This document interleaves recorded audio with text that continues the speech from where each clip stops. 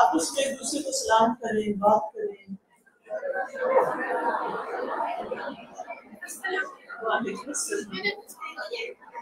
Books दे दी है हमको। जज़ाकल्लाह खैर। मैंने कहा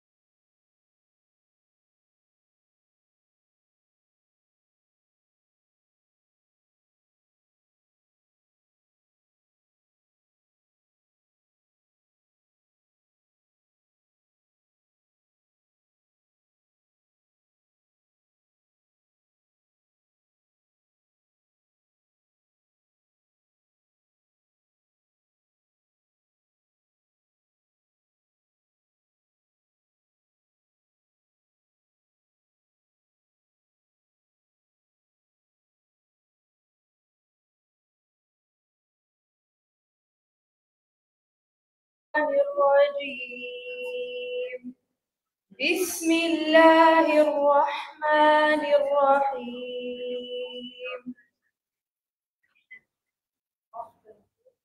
وننزل من القرآن ما هو شفاء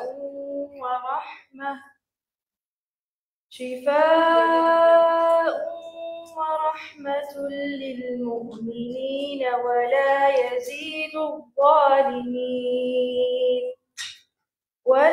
يزيد الظالمين إلا خسارا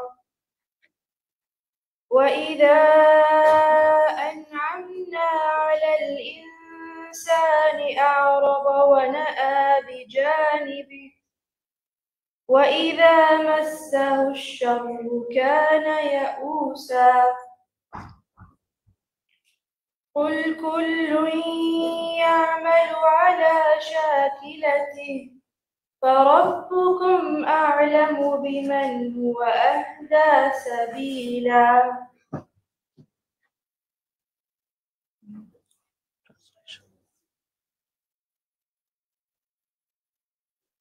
We send down the Quran as a healing and mercy for the believers, but it only increases the wrongdoers in loss.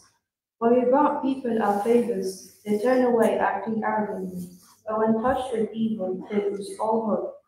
Say, O Prophet sallallahu alaihi wasallam, everyone acts in their own way, but your Lord knows best whose way is right and right.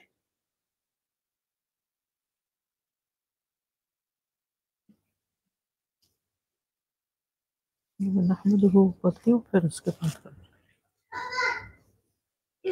نحمد this is not working this is not working نحمده ونصلي على رسوله الكريم اما بعد فاعوذ بالله من الشيطان الرجيم بسم الله الرحمن الرحيم رب اشرح لي صدري ويسر لي امري واحلل عقدة من لساني يفقهوا قولي. آج ہم انشاءاللہ وسوسوں ہی کے بارے میں پڑھیں گے مزید.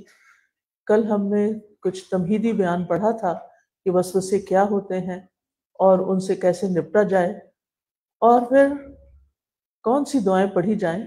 تو اس سلسلے میں ہم اسی لیسن کو کنٹینیو کریں گے. تو شروع کرتے ہیں.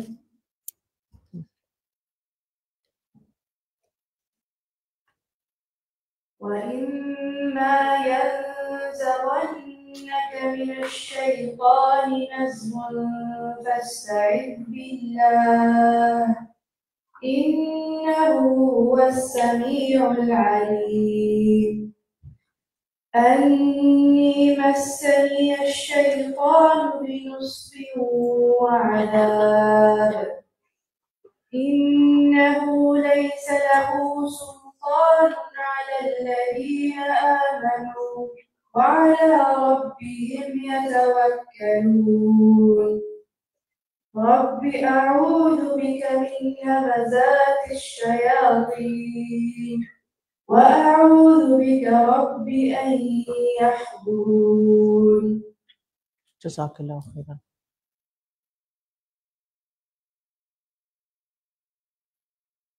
کل ہم نے پڑھا کہ وسوسہ دل میں آنے والے برے خیالات کا نام ہے. یہ وسوسے، یہ برے خیالات شیطان کی طرف سے ہوتے ہیں. یہ ایک بیماری ہے، انسان کے لیے آزمائش ہے. خیالات تو انسان کی زندگی کا ایک حصہ ہیں. ایک اندازے کے مطابق دن میں 70,000 خیالات انسان کے ذہن میں گردش کرتے ہیں. وسوسوں کی دو قسمیں ہوتی ہیں. وسوسوں کے ساتھ ڈیل کرنا آنا چاہیے، ان کو پہچاننا آنا چاہیے. عمومی طور پر وسوسوں کو قبول نہیں کرنا چاہیے، ان کی طرف دھیان نہیں دینا چاہیے، ان کی طرف توجہ نہیں دینی چاہیے.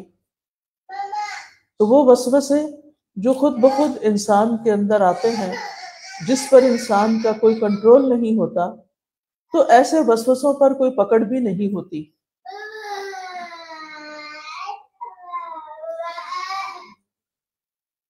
وسوسوں کی دو قسموں میں ایک تو وہ ہوتے ہیں جو بغیر اختیار کے خود بخود دل میں آ جاتے ہیں، جس میں انسان کا ذاتی ارادہ شامل نہیں ہوتا. یعنی انسان کی کوئی مرضی نہیں ہوتی، اچانک کوئی خیال دل میں آ جاتا ہے اور بہت ہی برا قسم کا خیال آتا ہے. اس وسوسے پر کوئی پکڑ نہیں، یہ قابل معافی ہے. دوسری قسم کے وسوسے وہ ہوتے ہیں جو اپنے اختیار اور ذاتی ارادے کے ساتھ دل میں برائی کا تصور پیدا کرتے ہیں اور پھر انسان ان کو فالو بھی کرتا ہے. تو جب تک انسان ایسے وسوسوں کا اظہار زبان سے نہیں کرتا یا ان پر عمل نہیں کرتا تو انشاءاللہ اس پر پکڑ نہیں. لیکن وسوسے کا پیچھا کرنا، بار بار جان بوجھ کے اس کو سوچنا اور پھر انسان کا اس کے مطابق کوئی نظریہ قائم کر لینا، تو یہ درست نہیں ہے. کیونکہ وسوسے کے پیچھے چلنا دراصل اتباع شیطان ہے. شیطان انسان کو ہر لمحہ بہکانے کی کوشش کرتا رہتا ہے اور وہ وسوسے کے ذریعے ہی انسان کی سوچ پر اثر انداز ہوتا ہے، اور انسان کا جسم انسان کی سوچ کے مطابق کام کرتا ہے. ہم جیسا سوچتے ہیں ہماری باڈی ویسا ہی ریئیکٹ کرتی ہے. اسی طرح یہ ہے کہ بعض خیالات انسان کے ذہن میں بار بار آتے ہیں اور ان کے لیے آتا ہے ان الذین اتقوا اذا مسهم طائف من الشیطان طائف کا مطلب ہوتا ہے گھومنے والا، یعنی بار بار آنے والا خیال. تو ایسے میں انسان کو متنبہ ہو جانا چاہیے اور اس سے بچنے کی اور اس کو ختم کرنے کی کوشش کرنی چاہیے. جو شخص شیطانی وسوسے کے خلاف جاتا ہے، یعنی وسوسے میں خیال میں آتا ہے کہ اپنے آپ کو مار ڈالو، یا یہ کہ یہ نیکی کا کام نہ کرو، تو انسان کو چاہیے کہ اس کے اپوزٹ کام کرے. جب اسے پتہ چل جائے اذا مسهم طائف من الشیطان تذکروا، تو ان کو فوراً پتہ چل جاتا ہے یہ تو شیطان کی بات ہے، شیطان مجھے یہ سجھا رہا ہے کہ یہ نیکی نہ کرو یا یہ کہ کسی کے ساتھ برا کرو. تو ایسی صورت میں انسان کو اس کے اپوزٹ کرنا چاہیے، اور جو اس کا اپوزٹ کرے گا اللہ سبحانہ وتعالیٰ اس کو اس پر اجر عطا کرے گا. پھر ہم نے پہلی آیت پڑھی جس میں وَإِمَّا يَنزَغَنَّكَ مِنَ الشَّيْطَانِ نَزْغٌ، نزغن کا مطلب ہم نے پڑھا کہ اس کا مطلب ہے کسی سوئی یا نوکدار چیز سے پرک کرنا. تو شیطان بھی اسی طرح اچانک جیسے پرک کر دیتا ہے، دل کے اندر کوئی بے چینی پیدا کر دیتا ہے اور انسان کو اکساتا ہے اور غصہ دلاتا ہے. لیکن یہ یاد رکھیے کہ انسان شیطان پر قابو رکھ سکتا ہے، اپنے آپ کو کمزور نہ سمجھے اور شیطان کے حوالے نہ کرے. جب انسان اللہ کا ذکر کرتا ہے تو انسان طاقتور ہو جاتا ہے اور شیطان بے بس ہو جاتا ہے. لہٰذا فوراً ہی فاستعذ باللہ، اللہ تعالیٰ کی پناہ لینی چاہیے، اور اللہ تعالیٰ کا ذکر اور اللہ کی پناہ لینا یہ مومن کو سکون اور اطمینان دیتا ہے. پھر یہ ہے کہ دین کے معاملے میں اگر شیطان وسوسے ڈالے تو اس پر خاص طور پر الرٹ ہونا چاہیے، کیونکہ بعض اوقات انسان اپنے خیالات کی وجہ سے سیدھی راہ سے بھٹک بھی جاتا ہے، اور شیطان کا تو مقصد یہی ہے کہ وہ انسان کو سیدھی راہ سے ہٹا دے. تو بہرحال وسوسہ بعض اوقات ایک خطرناک بیماری کی شکل بھی اختیار کر لیتا ہے، اور سائیکالوجی میں اسے OCD کہتے ہیں. اس کا علاج بھی کیا جاتا ہے، لیکن حقیقی علاج دراصل ہمارے دین میں ہی ہے. اور جب انسان اللہ کا ذکر کرتا ہے، خصوصاً یہ دعائیں جو میں آپ کو سکھا رہی ہوں، اگر آپ ان کی پابندی کریں تو اس قسم کی بیماریوں سے چھٹکارا پا سکتے ہیں. اسی لیے اس کتاب کا نام شفا کی دعائیں رکھا گیا ہے. اور اسی طرح یہ ہے کہ بعض اوقات وسوسے معمولی بھی ہوتے ہیں لیکن انسان کے لیے بے چینی کا باعث بنتے ہیں، جیسے مستقبل کے بارے میں خوف زدہ رہنا کہ کل کیا ہوگا، کہاں سے کھائیں گے، بڑھاپے میں کیا ہوگا، اور کہیں میں کسی خطرناک بیماری کا شکار نہ ہو جاؤں. اور کبھی انسانوں کے بارے میں وسوسوں کا شکار رہتا ہے، ہسبینڈ وائف کے بارے میں شک میں مبتلا ہے، وائف ہسبینڈ کے بارے میں شک میں مبتلا ہے، آپس میں ایک دوسرے پر ٹرسٹ نہیں، اور اس کی کوئی حقیقی بنیاد نہیں سوائے اس کے کہ شیطان کا ڈالا ہوا شر ہے. اور پھر یہ ہے کہ وسوسے اللہ رب العالمین کے ساتھ بدگمانی بھی ہوتے ہیں. انسان بعض اوقات یہ سوچتا ہے کہ اللہ تعالیٰ تو میری دعا نہیں سنے گا اور مجھے معاف نہیں کرے گا. تو بہرحال ان تمام چیزوں سے بچنے انسان کو اللہ کی طرف رجوع کرنا چاہیے، اللہ کی پناہ طلب کرنی چاہیے، وسوسوں کو اہمیت نہیں دینی چاہیے. جب وسوسہ آئے تو انسان اپنا ذہن کسی اور طرف متوجہ کر لے، اللہ پر توکل کرے، قرآن کریم کی تلاوت سے مدد لے، نماز سے مدد لے، عمل صالح سے مدد لے، اللہ کے ذکر کی کثرت کرے، اور خاص طور پر وہ اذکار جن میں شیطان سے بچنے کی بات کی جاتی ہے. اسی طرح اچھی صحبت، اچھی کمپنی، کوئی اچھا کام شروع کر دے. اور پھر ایک آخری اور اہم بات کہ انسان دعاؤں سے مدد لے، خوب دعا کرے. یعنی آپ کو کوئی اور دعائیں یاد نہیں، یہ کتاب بھی آپ کے پاس نہیں، کوئی آپ کو بتانے والا نہیں، تو آپ کیا کریں، اپنی زبان میں اللہ تعالیٰ سے مدد مانگے کہ یا اللہ اس برے خیال سے میری جان چھڑا دے اور مجھے پناہ دے اور مجھے اپنی رحمت میں ڈھانک لے، اور مجھے اس کی بجائے اچھے خیالات عطا کر. اگر اللہ تعالیٰ کے بارے میں گمان اچھا نہیں ہو رہا تو دعا کرے اللہ میرا اپنے بارے میں ایمان مضبوط کر دے، مجھے اپنی محبت عطا کر دے، مجھے اپنی رحمت سے نا امید نہ کرنا. اور اس قسم کی جو بھی دعائیں آپ کے دل میں آئیں اس وسوسے کے اگینسٹ، یعنی جو خیال آ رہا ہے اس کو رد کرنا ہے، آپ نے ریجیکٹ کرنا ہے اور اس کو پیچھا نہیں کرنا. آج ہم جو پڑھیں گے، ہاں اسی طرح ہم نے جو پہلی دعا پڑھی تھی مختصراً، کیونکہ کئی آج نئے لوگ بھی ہیں، سب سے پہلی جو ہم نے سب سے پہلا ذکر جو ہم نے پڑھا اس کتاب میں وہ ہے انی مسنی الشیطان بنصب وعذاب۔ اگر آپ کے پاس کتاب ہے تو آپ کتاب کھول لیجئے اور کتاب پر دیکھیے، اور کتاب کا 31 پیج ہے۔ اور اگر آپ سمجھتے ہیں کہ اگر آپ کے پاس کتاب نہیں تو آپ ایک ایپ ڈاؤن لوڈ کر لیجئے دعائیں کے نام سے، ٹھیک ہے؟ دعائیں کس کس کے پاس یہ ایپ ہے؟ اچھا، کافی لوگوں کے پاس نہیں ہے۔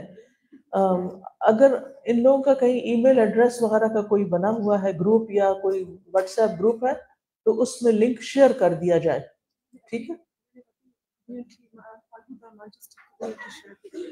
اوکے، یہ سفورہ بتا رہی ہے کہ انہوں نے ابھی الہدیٰ مانچسٹر کمیونٹی میں لنک شیئر کیا ہے دعائیں ایپ کا۔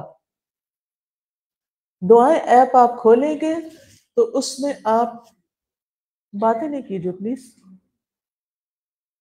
آپ دعائیں ایپ کھولیں گے تو اس میں آپ شفا کی دعائیں نکالیے بکس میں جا کر، ٹھیک ہے؟ اور بکس میں جا کر شفا کی دعائیں نکال کے اس میں آپ آگے سکرول کریں گے تو وسوسوں کا علاج جو ہے وہ آئے گا، تو وہاں سے آپ یہ دعا دیکھ سکتے ہیں۔ تو کل ہم نے جو پڑھا انی مسنی الشیطان بنصب وعذاب، کہ بے شک شیطان نے مجھے بہت دکھ اور تکلیف پہنچائی ہے، یہ ایوب علیہ السلام کی دعا تھی۔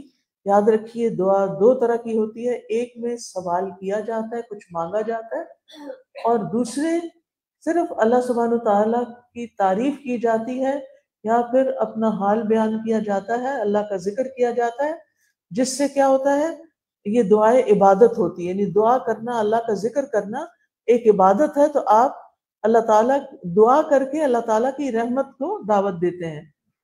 اور ایوب علیہ السلام کو دو تکلیفیں تھیں، ایک تھکاوٹ اور مشقت جس کو نصب کہا جاتا ہے، اور دوسرے عذاب، شدید بدنی جسمانی تکلیف جو ان کو سکن ڈیزیز تھی۔ تو ایوب علیہ السلام کا ایک حسن ادب بھی یہاں ملاحظہ کیجئے کہ انہوں نے یہ نہیں کہا کہ اللہ تعالیٰ آپ نے مجھے بیمار کر دیا، یہ کبھی بھی نہیں کہنا چاہیے۔ وَإِذَا مَرِضْتُ فَهُوَ يَشْفِينِ، ابراہیم علیہ السلام نے کہا تھا کہ جب میں بیمار ہوتا ہوں تو آپ مجھے شفا دیتے ہیں، یعنی وہ اللہ سبحانہ وتعالیٰ مجھے شفا دیتے ہیں۔ تو اس میں بیماری کی یا شر کی نسبت اللہ تعالیٰ کی طرف نہیں کی جاتی۔ کبھی بھی ایسا نہ کہیں کہ نعوذ باللہ کہ اللہ تعالیٰ نے مجھ پہ ظلم کیا یا اللہ تعالیٰ نے فلاں کے ساتھ اچھا نہیں کیا، نعوذ باللہ کبھی بھی نہیں، کیونکہ اللہ تعالیٰ اپنے بندوں پر کبھی بھی ظلم نہیں کرتا۔ اور پھر یہ بھی یاد رکھیے کہ سب سے سخت آزمائش انبیاء پر آتی ہے، اس کے بعد عام انسانوں میں سے جو اللہ کے زیادہ قریب ہوتے ہیں ان کا امتحان زیادہ ہوتا ہے۔ بعض اوقات آپ دیکھیں کہ آپ کی زندگی مسلسل ایک کرب، تکلیف اور دکھ میں گزر رہی ہوتی ہے۔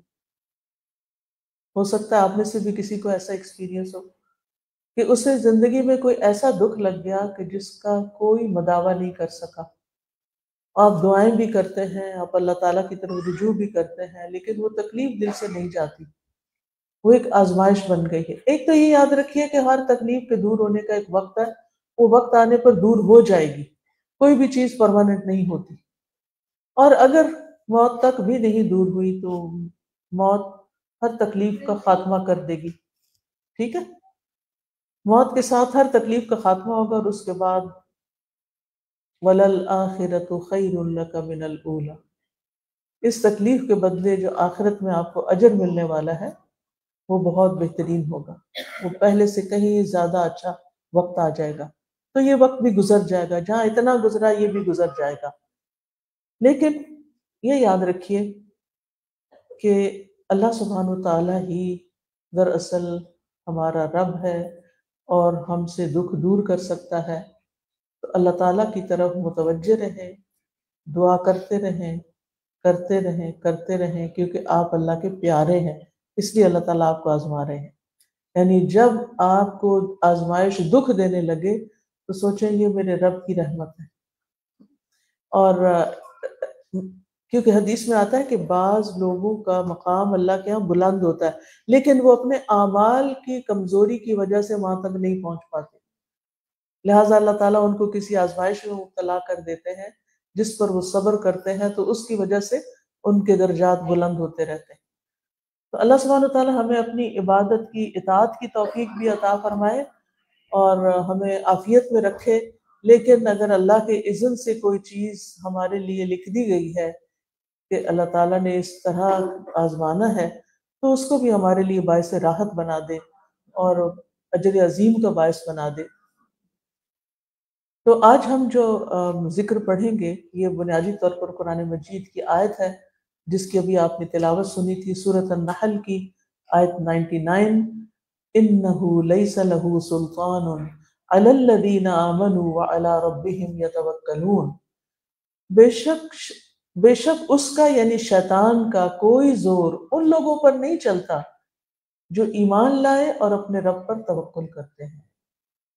ٹھیک ہے، بے شک اس کا کوئی زور ان لوگوں پہ نہیں چلتا جو ایمان لائے، یعنی جن کا ایمان مضبوط ہوتا ہے شیطان انہیں نہیں بہکا سکتا، اور جو اپنے رب پر توکل کرتے ہیں اپنے فیوچر کے بارے میں خوف کا شکار نہیں ہوتے بلکہ رب کی رحمت کی امید رکھتے ہیں، اس پہ بھروسہ کرتے ہیں کہ ہمارا رب ہے وہ ہمیں ضرور اس مشکل سے نکال لے گا.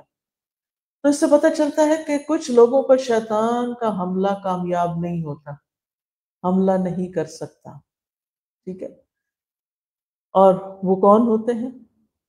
جن کے اندر ایمان ہوتا ہے اور جن کے پاس توکل ہوتا ہے. توکل ہوتا ہے اپنے معاملات کو اللہ سبحانہ تعالیٰ کے حوالے کر دینا. اس کا یہ مطلب نہیں کہ کبھی ان سے کوئی غلطی نہیں ہوتی، اس کا مطلب یہ ہے کہ وہ شیطان کے آگے ہتھیار نہیں ڈالتے، اور اگر شیطان کے کچھ اثرات ہونے بھی لگے تو وہ اللہ کی پناہ لے کے شیطان کو رد کر دیتے ہیں، ریجیکٹ کر دیتے ہیں، بھگا دیتے ہیں، اور کرتے وہ ہیں جو اللہ کی پسند کا کام ہوتا ہے. اور توکل کی حقیقت کیا ہے؟ ابن رجب نے اس کو بہت اچھی طرح بیان کیا. وہ کہتے ہیں دنیا اور آخرت کے تمام معاملات میں نفع حاصل کرنے اور نقصان سے بچنے کے لیے دل کے اخلاص کے ساتھ اللہ عز و جل پر بھروسہ کرنا، یعنی دنیا کے معاملات اور آخرت کے معاملات، یہ دونوں ہی بھاری ہے نا ہم پر. دنیا کے بہت سے کام ہم پہ بھاری ہیں، ہم سے نہیں ہو پاتے، ہمیں مشکل لگتا ہے. ان میں فائدہ حاصل کرنا اور نقصان سے بچنا، اس کے لیے دل کے اخلاص کے ساتھ اللہ پہ بھروسہ کرنا، اللہ کر دے گا. کسی چیز کا بوجھ اپنے دل پہ نہ لینا بلکہ اللہ کے حوالے کر دینا کہ اللہ تعالیٰ یہ چیز مشکل ضرور ہے لیکن میں آپ کی رحمت سے نا امید نہیں، آپ کی مدد ضرور آئے گی اور آپ مجھے اس مشکل سے نکال لیں گے. تو انسان اس میں تمام تر معاملات اللہ کے حوالے کر دے اور یہ ایمان رکھے کہ اس کے سوا کوئی دوسرا نہ کچھ دے سکتا ہے نہ کچھ روک سکتا ہے. کتنا انسان ریلیکس ہو جاتا ہے، سب کچھ تو کرنے والا اللہ ہے، میں نے اپنا معاملہ اللہ کے سپرد کر دیا، اگر میری قسمت میں کوئی خیر لکھی ہے تو کوئی روک ہی نہیں سکتا، اور اگر کوئی مجھے نقصان بھی دینا چاہے تو کوئی دے ہی نہیں سکتا جب تک اللہ نہ چاہے. میرا بھروسہ اللہ پر ہے. ایسی ذہنیت رکھنے والے انسان کے اندر پھر کیا ہوگا؟ شیطان کیسے گھر کر سکتا ہے؟ انسان سوچے گا کہ یعنی جو ہی شیطان وسوسہ ڈالے گا، ہائے تمہارا کیا بنے گا، تمہارا تو کوئی فیوچر ہی نہیں، تو بندہ کیا کہے گا؟ اس کا جواب کیسے دے گا؟ میں اپنے رب پہ بھروسہ کرتی ہوں، وہ میرا خالق ہے، وہ میرا مالک ہے، وہ میرا رازق ہے، میں نے اپنا معاملہ اس کے حوالے کر دیا، وہ میرے ساتھ اچھا ہی کرے گا. حدیث میں آتا ہے نا کہ اللہ بندے کے ساتھ اس کے گمان کے مطابق ہوتا ہے. آپ اللہ کے بارے میں اچھا گمان کریں تو آپ کے لیے اچھائی ہے، خیر ہے. تو اس میں آپ نے کبھی بھی شیطان یہ دل میں ڈالے کہ تمہارے ساتھ بہت برا ہونے والا. خاص طور پر آپ دیکھیں کہ رات کے وقت بعض اوقات خواب میں شیطان ڈراتا ہے. آپ میں سے کبھی کسی کو نائٹ میئرز آئے ہیں یا کوئی برے خواب آئے ہیں ڈرانے والے؟ کوئی خواب ایسا دیکھا کہ آپ ڈر کے اٹھ گئے ہو؟ ہوتا ہے نا. تو اس میں عموماً جو عمل دخل ہے وہ شیطان کا ہوتا ہے. شیطان ہمارا دشمن ہے. ہم 10-12 گھنٹے کام کر کے تو تھک جاتے ہیں اور پھر سو جاتے ہیں. شیطان نہیں سوتا، وہ 24/7 اپنا کام کرتا ہے. اگر کسی نے انسپریشن لینی ہو نا کام بیوٹیفل ہونے کی، کام کرنے کی، تو وہ اپنے دشمن سے لے کہ وہ اتنا کام کرتا ہے تو میں کیوں نہ کروں. وہ لوگوں کو بہکاتا ہے تو میں لوگوں کو اللہ سے کیوں نہ جوڑوں. تو میں اس طرح سوچتی ہوں. آپ کو پتہ ہے کہ شیطان لوگوں کو اللہ سے دور کر رہا ہے، تو میں نے اس کے اپوزٹ جا کے لوگوں کو اللہ سے قریب کرنا ہے، اللہ سے کنیکٹ کرنا ہے. کیونکہ دشمن ہے نا، تو ہم نے دشمن کے راستے پہ تو نہیں چلنا، اس کو تو موقع نہیں دینا. دشمن سے تو مقابلہ کیا جاتا ہے نا. جو دشمن کا مقابلہ نہیں کرتا اس کے ساتھ پھر کیا ہوتا ہے؟ دشمن آ کے اس کو گرا دیتا ہے، اس کو مایوس کر دیتا ہے، اس کو دنیا میں بھی نقصان میں ڈالتا ہے. اور جب انسان دنیا میں کچھ نہیں کرتا، بیکار زندگی بسر کرتا ہے، بے مقصد زندگی بسر کرتا ہے، تو پھر اپنی آخرت خراب کرتا ہے. اور شیطان خوش ہوتا ہے کہ یہ ہے میرا شکار. تو ہم نے شیطان کا شکار نہیں بننا، اپنے معاملات اللہ کے حوالے کرنے ہیں. شیطان ڈرائے تو ڈرنا نہیں، شیطان پریشان کرے تو پریشان نہیں ہونا. وہ نیگیٹو تھنکنگ آپ کے اندر ڈالتا جائے تو آپ نے اس کو پازیٹو سے بدل دینا ہے. ابن قیم کہتے ہیں توکل ان مضبوط ترین اسباب میں سے ایک ہے جن کے ذریعے بندہ مخلوق کی تکلیفوں، ظلم، زیادتی اور دوسروں کی طرف سے آنے والی ایذا رسانی جیسی ناقابل برداشت چیزوں کو دفع کر سکتا ہے. یعنی مخلوق جب آپ کے ساتھ ظلم اور زیادتی کرتی ہے تو آپ تکلیف میں ہوتے ہیں، آپ روتے ہیں، آپ غم کرتے ہیں، پریشان ہوتے ہیں، آپ ایک ٹراما میں آ جاتے ہیں. تو اس کا علاج توکل میں ہے کہ میرا رب ہے، وہ مجھے بچائے گا، کوئی میرا کچھ نہیں بگاڑ سکتا، کوئی مجھے کوئی نقصان نہیں دے سکتا، نفع نقصان کا مالک صرف میرا رب ہے. تو اس طرح انسان اس خوف، اس غم، اس بوجھ سے باہر نکل آتا ہے، کیونکہ اللہ اس کے لیے کافی و شافی ہے. اور جس کے لیے اللہ کافی ہو جائے اس کا دشمن اس کا کچھ نہیں بگاڑ سکتا، اسے کوئی نقصان نہیں دے سکتا. اور آپ دیکھیے اگر قرآن مجید کا مطالعہ کریں تو بہت ساری چیزیں آپ کو ایسے ملیں گی جب اللہ تعالیٰ نے اپنے بندوں کے لیے لا آف نیچر بھی معطل کر دیے. معطل کی انگریزی کیا ہوگی؟ کینسل کر. کینسل تو اچھا نہیں لفظ، ہمارا بتائے گی. ڈیلے نہیں، چینج کر دیے. لا آف نیچر، مثال کے طور پر لا آف نیچر کیا ہے کہ اگر کوئی سمندر میں چھلانگ لگائے تو سمندر کیا کرے گا؟ اس کو ڈبو دے گا، ہے نا. یہ لا آف نیچر ہے. پانی میں جاؤ گے تو پانی میں نہیں تیرے تو اندر ہی چلے جاؤ گے ڈوب. موسیٰ علیہ السلام اور ان کی قوم کے لیے اللہ تعالیٰ نے کیا کیا؟ سمندر میں راستہ بنا دیا. کس کے ذریعے؟ اس عصا کے ذریعے جس نے ایک دفعہ پتھر پر موسیٰ علیہ السلام نے مارا تو 12 چشمے پھوٹے. اسی عصا سے پانی نکلا اور اسی عصا سے پانی خشک ہو گیا. حکم کس کا تھا پیچھے؟ اللہ سبحانہ وتعالیٰ کا. ابراہیم علیہ السلام کے لیے آگ کیسی تھی؟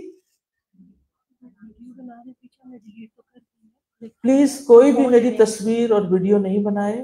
اگر آپ نے بنائی ہے آپ پلیز اس کو ڈیلیٹ کر دیں، اس کی اجازت نہیں.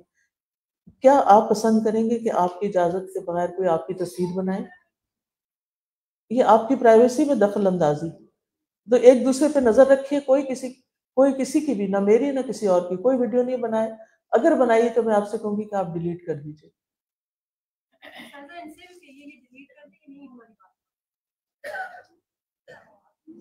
آپ لے لیجیے کیمرہ. آپ کے آس پاس دیکھیے کس نے اور بنائی ہے. آپ انتظامیہ کو آگاہ کیجئے تاکہ اس کو ڈیلیٹ کیا جائے.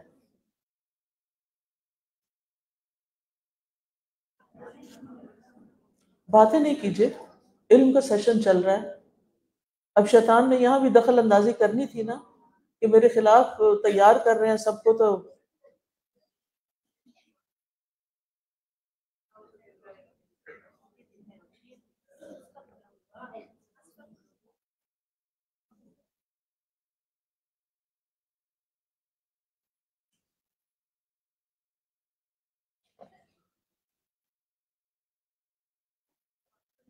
چلیے.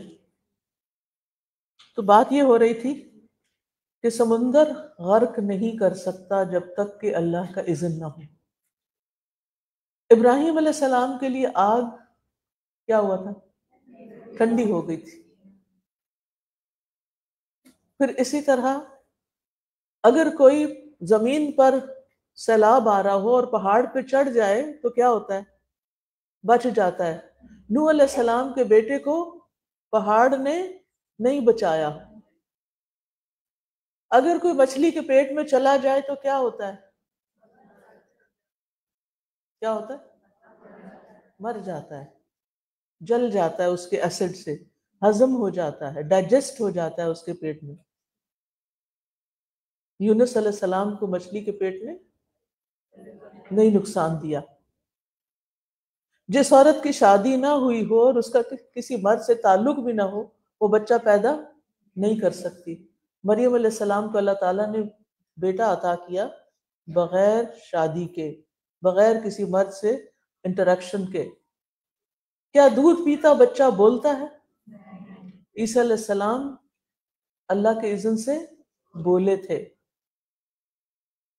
کیا کوئی 300 سال سونے کے بعد اٹھ سکتا ہے؟ اصحاب کہف اٹھے تھے. سلیمان علیہ السلام کے لیے سورج روک دیا گیا تھا. کیا کوئی چاند کو 2 ٹکڑے کر سکتا ہے؟ نبی صلی اللہ علیہ وسلم کے اشارے سے کیا ہوا تھا؟ کون سی سورت میں آتا ہے؟ سورت القمر. چاند 2 ٹکڑے ہو گیا، ایک طرف چلا گیا، دوسرا دوسری طرف چلا گیا اور پھر جا کے جڑ گیا. تو کبھی یہ نہ کہیں کہ یہ نہیں ہو سکتا، میرے ساتھ جو مسئلہ ہے تو حل ہی نہیں ہو سکتا. ہو سکتا ہے. اللہ تعالیٰ سب کچھ کر سکتا ہے. یہ دنیا اللہ کی بنائی ہوئی ہے.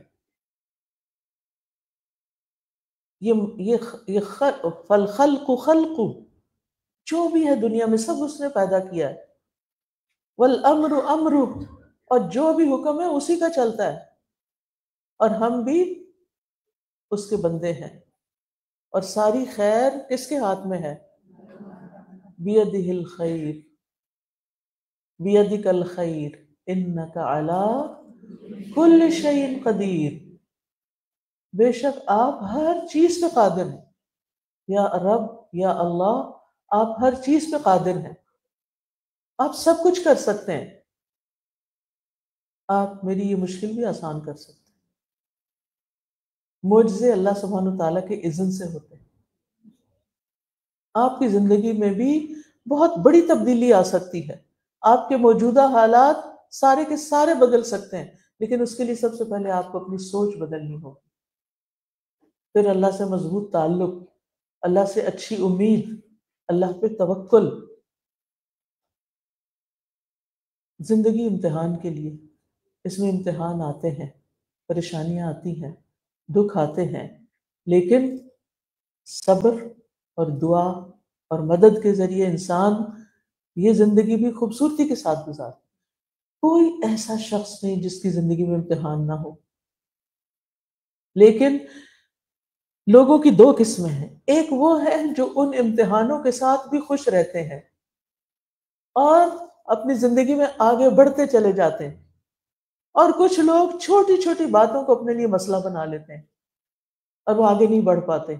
وہ وہیں سٹک ہو جاتے ہیں، ان کی زندگی رک جاتی ہے.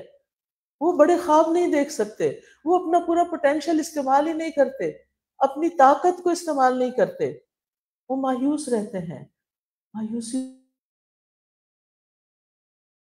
کرنی.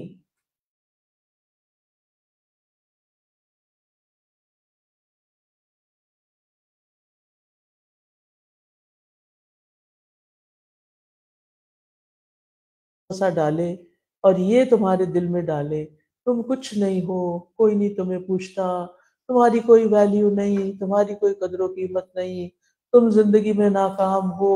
تو آپ نے ان سارے وسوسوں سے کیا کرنا ہے؟ جنگ کرنی ہے، ان کو پسپا کرنا ہے، ان کو ریجیکٹ کرنا ہے، ان کے اپوزٹ سوچنا ہے، اور اللہ پہ توکل کر کے، اللہ پہ بھروسہ کر کے اپنی زندگی کو ایک مثبت سائڈ پہ لے کے جانا ہے. اور اس زندگی کو ایک دن بھی ضائع نہیں کرنا. ہم بالکل افورڈ نہیں کر سکتے کہ ہم ایک گھنٹہ بھی ضائع کریں.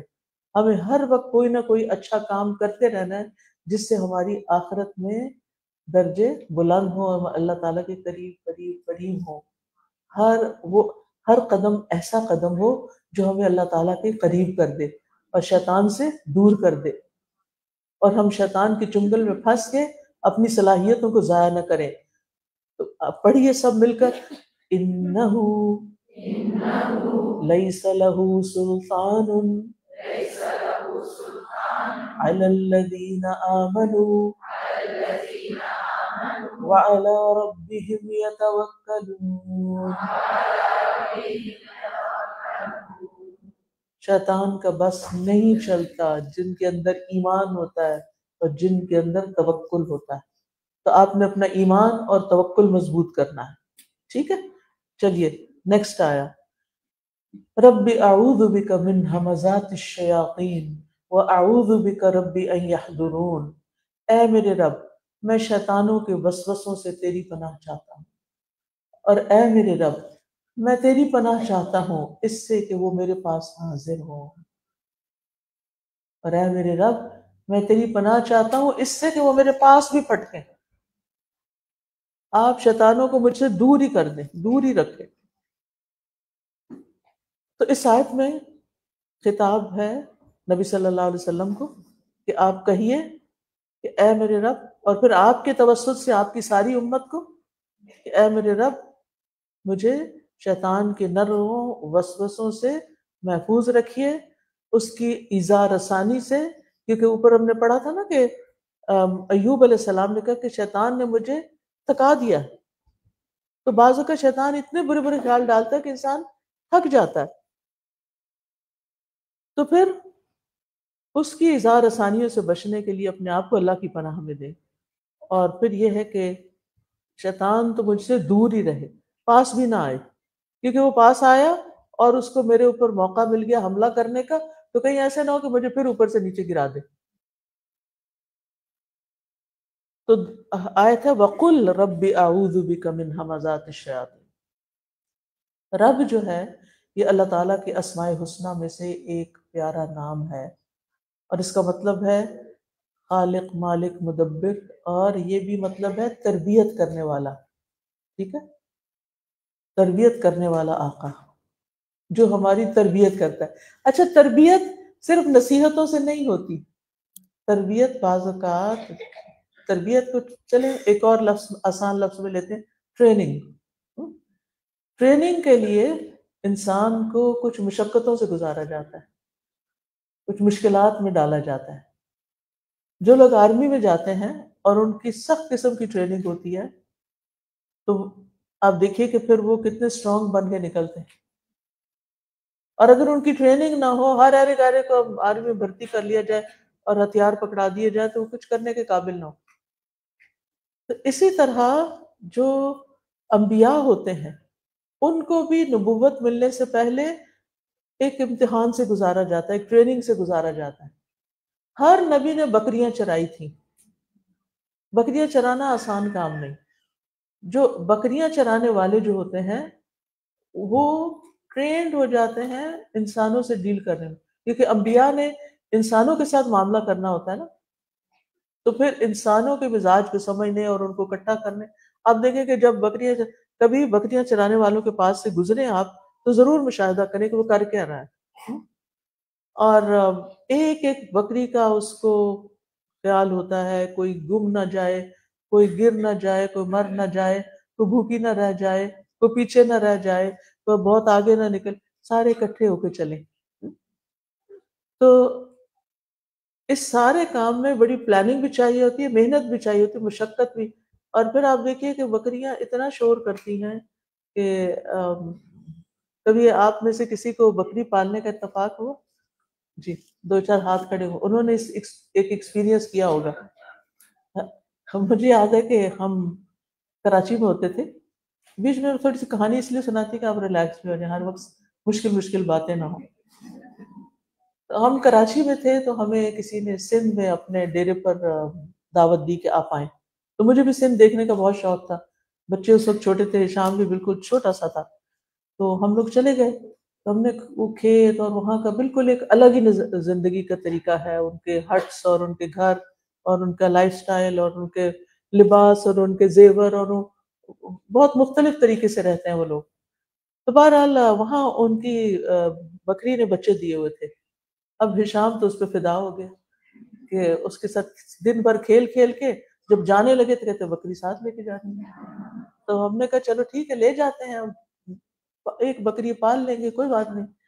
اب جب ہم گھر لے آئے اس نے اتنا شور کیا، اتنا شور کیا، وہ نہ ہمیں سونے دے نہ ہمیں آرام کرنے دے. اور پریشانی مجھے کوئی بچہ بھی روئے یا کوئی، تو مجھے تکلیف ہوتی ہے، پتہ نہیں اس کی کیا ضرورت ہے جو پوری نہیں ہو رہی، جو اس کو ایسے نہیں چھوڑ سکتے نا، اس کو سننا چاہیے. بعض مائیں تو بڑے آرام میں رہتی ہیں، بچے روئیں، چیخیں چلائیں، لڑیں جھگڑیں، وہ ریلیکس. وہ بچے بےچارے کپڑے کھینچتے ہیں، ان کے بال کھینچتی ہیں. میں نے بعض ماں کو دیکھا، بعض بچوں کو اپنی ماں کا منہ اپنی طرف کر کے ان سے بات کرتے ہیں. یہ بچے کے ساتھ بڑی زیادتی ہے. نبی صلی اللہ علیہ وسلم کی سنت کیا تھی کہ جب کوئی ان سے بات کرنا چاہتا تھا تو آپ اپنے پورے جسم کے ساتھ اس کی طرف متوجہ ہوتے تھے، یعنی توجہ سے کان لگا کے سنتے تھے بات. اگر آپ میں سے بہت سی مائیں چاہتی ہیں کہ بچوں کی تربیت پہ کوئی ٹپس بتایا جائے، اگر صرف اس ایک بات پہ عمل کر لیں کہ بچہ جب بلائے اس کو جواب ضرور دیں. اگر مصروف ہے تو بتائیں میں آ رہی ہوں، گیو می اے منٹ، جو بھی آپ کہنا چاہیں. لیکن وہ جو کہیں وہ پھر کریں بھی.